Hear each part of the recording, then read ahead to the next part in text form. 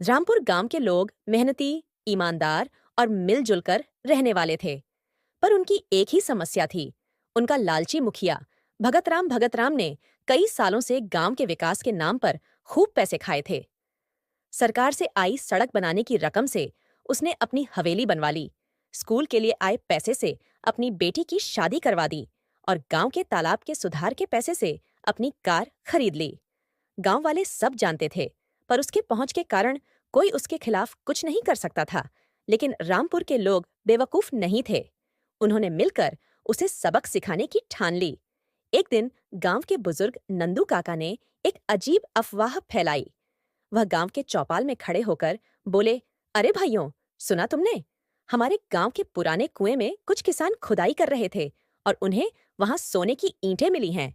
बस ये सुनते ही गांव में हड़कंप मच गया। गांव के लोग इस अफवाह को और फैलाने लगे। अरे, मैंने सुना है कि हमारे पूर्वजों ने इस कुएं में खजाना छुपाया था।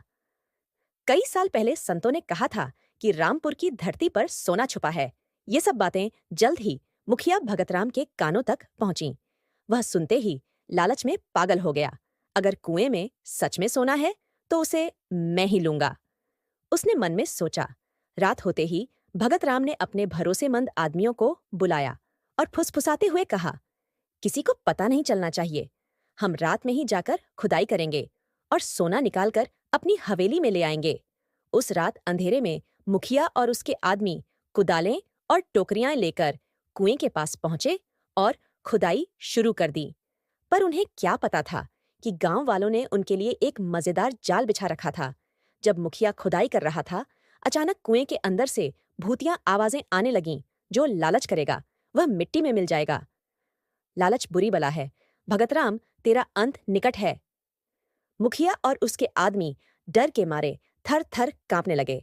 फिर कुएं के अंदर से धुएं के गुब्बार उठने लगे। मुखिया घबरा गया। बचाओ, कोई तो बचाओ। असल में यह सब गांव वालों की चाल थी। गांव के कुछ लड़के कुएं के अंदर पहले से ही छुपे थे। उन्होंने बांस के पाइपों से डरावनी आवाजें निकालीं। गांव के बुजुर्गों ने पुराने नारियल के खोल में सूखी पत्तियां और धुआं देने वाली चीजें जला दीं।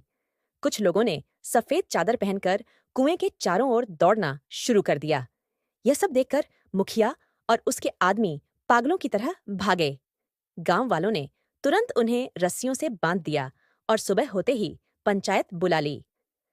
मुखिया की करतूत सबके सामने आ गई। उसे गांव से निकाल दिया गया।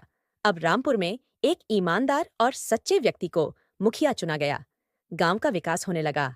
टूटी सड़कें बन गईं, स्कूल में नई किताबें आ गईं और गांव में हर तरफ खुशहाली फैल गई।